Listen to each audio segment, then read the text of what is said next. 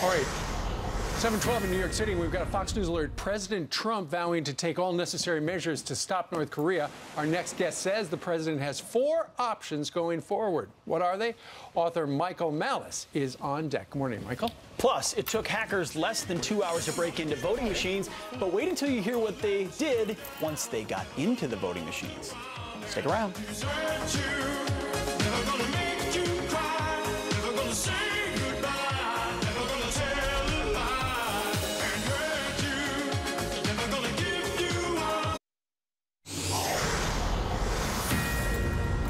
A Fox News alert, the U.S. flexing its muscles against North Korea overnight. President Trump vowing to take action with Japan by his side. Tensions rise after Kim Jong-un successfully fires off another ballistic missile, this one capable of actually reaching the United States. So what are America's options moving forward? Here to weigh in is author of Dear Reader, the unauthorized autobiography of Kim Jong-il, Michael Malice. Thanks for joining us, Michael. Ainsley. Love the title, unauthorized autobiography. He didn't authorize that? All right, so what are our options moving forward? What do we need to do? There are like 4 or 5 options, and they're all horrific in different ways. First of all, we have diplomacy. We tried this during the Clinton years. Madeleine Albright came to North Korea, raised the glass to Kim Jong-il, and of course, nothing happened as a consequence of this. They make promises, but then they lie. This is not a regime that keeps its word because they're basically a bunch of gangsters.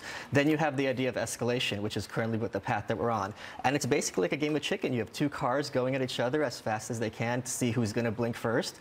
And North Korea, if they blink, they're done. So they have a huge incentive not to blink.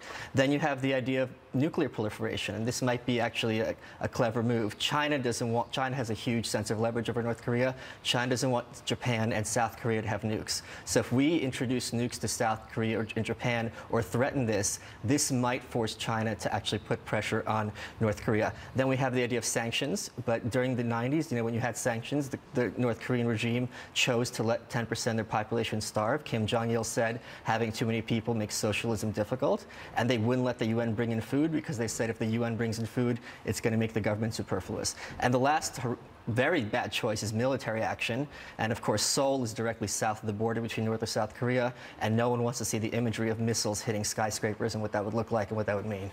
So what would you do if you were the president? I would abdicate. I mean, there's a reason President Obama kicked the bucket, and it's not simply because he didn't care. It's because everyone who's an expert on this subject, myself and all my colleagues, know there are no good options. And when these leaders go down, like Gaddafi and Saddam Hussein, they are personally killed. So that's a huge reason for Kim Jong-un to do anything he can to stay in power. How significant is it that he picked up the phone and called Japan's prime minister and talked to him and said, "We've got your back"? That's extremely significant. I mean, it's very important for Kim Jong-un to realize that all these different groups are, different nations are rallying against you and that you're surrounded. And China is basically, Russia a little bit, China is the last holdout. And it's interesting that President Trump tweeted out that China could end this very easily. President Trump has access to information that you and I don't. So if he's making this claim, this is based on something that he knows. So that would have to be the last holdout. And again, China doesn't want 25 million North Koreans crossing the border and setting up camp in Manchuria when they don't speak Chinese and they have no skills to offer. All right, Michael Malice, the author of Dear Reader, the unauthorized autobiography of Kim Jong-il. Thanks, Ainsley. Thank you for being with us. Nancy Pelosi